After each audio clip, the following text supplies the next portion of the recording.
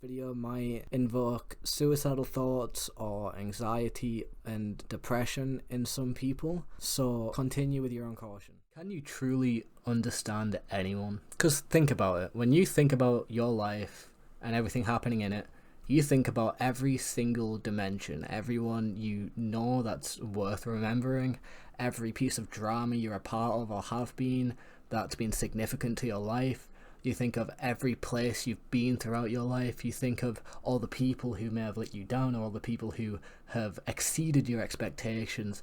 You think of all of your successes, all of your losses. You think about all these things. But when you think about another person, a lot of that stuff is lost because you don't live their life. You don't know all those things about them. And even if you did, you wouldn't truly map out their life like you've mapped out yours, because your life is personal to you. It's a personal story. You've had time to process it, experience it, truly be in it, and truly explore your story. And for the most part, day to day, people are really just characters in your life, which sounds shallow, but it's not. Everyone experiences that. And it's not a bad thing, it's very pragmatic. It would be a mess if we all processed everyone's life fully all the time. It would be a complete fucking mess. And that's not to say people don't or can't empathize. Of course they can, and of course they do. And it's not to say people don't care about the people in their life. They do care, but with very limited understanding of what people are actually going through on a genuine level of feelings. They may be able to logically think about the problems and help emotionally, but speaking in a full sense, no one is ever truly understood like they will understand themselves. And you could argue a doctor, for example, could understand a patient better than they understand themselves in a certain aspect, and a therapist may be able to understand someone in a certain aspect more than they can understand themselves. But even then, you'll never truly understand their experience, the actual qualia of being that person and having their life. This also means you will never be truly understood. Your situations might be understood on a logical level, people may be able to empathize, but they'll never be able to truly understand you further than logic and empathy can take them. And empathy can only really take you so far. We live together, we act on and react to one another, but always and in all circumstances, we are by ourselves. This is a quote by Aldous Huxley, and I think when he said this quote, that this idea was what it was in reference to.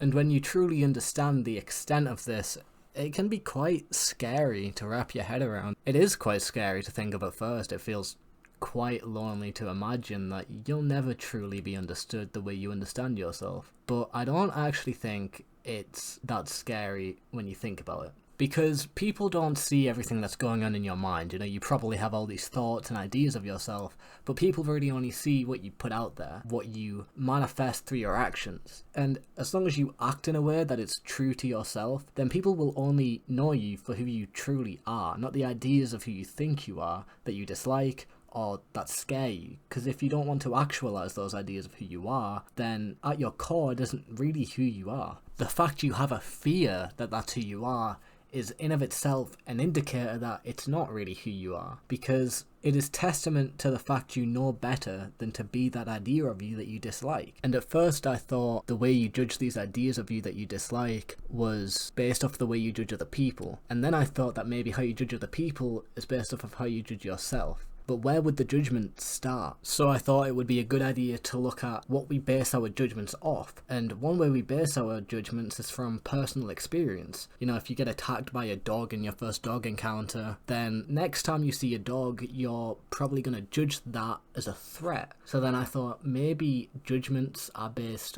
off of threat. But then I realised that positive judgments exist, and I highly doubt you judge something as good because you consider it a threat. I personally have came to the conclusion, and keep in mind this is just me thinking about shit in my room, I did no real research on this, let me just put that out there. I'm not fucking writing research papers out here, right? I'm making YouTube videos about philosophy. I'm thinking, I'm not researching that much, I'm not gonna lie. Some people do research, and research in philosophy is good, and I've done many videos where I do research, but this was just me thinking, okay? So if this is wrong, correct me in the comments, shout at me, whatever. But the conclusion that I came to is that it's just based off of general survival. So how do we get these like weird judgments that we have that seemingly make no sense, that wouldn't actually be a threat to us in any way? Because sometimes I know I'll catch myself judging something so just automatically and consciously I'll realize, like, there's nothing wrong with this. Why am I judging it? Okay, let's say you're young, alright? You go to school and shit. You've experienced negative emotions by this point. You know, you've experienced anxiety,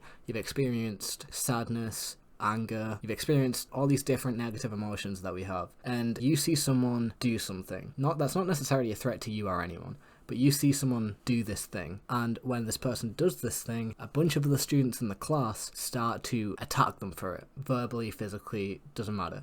But they get attacked for that thing, and you see this happen, and you see that person exhibit signs of those painful emotions. You're going to probably internalize that, and you'll recognize that whatever that student did, even if it's not necessarily a bad thing, is dangerous to do because other people will not like it. And what you also might realize is that the people being judgmental towards this person are socially accepted. And social acceptance back in the primal days, very important, and even important now, because back then, that would keep you alive. You'd need that for survival. You'd have people protecting you, and you'd be protecting them, and you'd be sharing food, and all that shit. So if you see the people being judgmental about that thing be socially accepted, then not only are you going to internalize that that thing is bad or wrong and you shouldn't do it, you're also going to maybe internalize the idea that being judgmental helps you stay alive. You know, being judgmental towards others doing that thing will get you social acceptance and keep you from threats. Maybe through that you pick up that doing things outside of the social norm is a threat, and therefore anything outside of that you judge, and you judge that to protect yourself and stay accepted. The reason I specify when you're younger is because it's usually when you're younger that people judge things that are outside of the norm. People do it when they're older, but they usually do it less and less, and it's usually considered better to just keep things civilized, even if something is considered weird. And when you're older, you usually have your beliefs and stuff already set up, and you have a structure in your mind of how you see the world, and so you're less likely to allow other people's judgments to affect how you already think of yourself or others. Not to say it can't happen, it definitely can, but it's much less likely to happen when you're older than it is when you're younger and your mind is still developing. But I just want to end this video off saying, first, like and subscribe. Secondly, if you negatively judge something subconsciously that you consciously see as harmless, maybe dig a bit further down at that judgment and figure out what exactly the fear is behind the judgment. And maybe you'll find the fear behind the judgment is justified, and then you can consciously nurture that fear in a way that will help you protect yourself and others. Or maybe you'll find the fear is unjustified, and you can work on squashing that fear and